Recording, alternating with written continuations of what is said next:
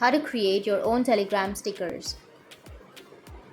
So if you want to create your own Telegram stickers, then what you need to do is first make sure that you have a stable internet connection. After that, you need to go with your search, and from the search you need to search for Telegram. Open up your Telegram application, make sure that you have a stable internet connection. After that, go with your search. Under search you need to search for stickers. After searching for your stickers, now here as you can see that I've already started this, so you just need simply go with start, which will be on the bottom, and once you go with start it will give you this kind of interface. Now you need to go with / new emoji pack. After that you can select emoji type, so I've selected static emoji, and after that you need to scroll down again, and then you need to tell the name of your set, and after that in the same way you need to upload some images. Format: image file should be in PNG or WEBP format with a transparent layer and must be a square of exactly 100 into 100 pixels. And in order to create your Telegram stickers, you can use your Telegram desktop while uploading your emoji. So upload your emojis, and after following this bot,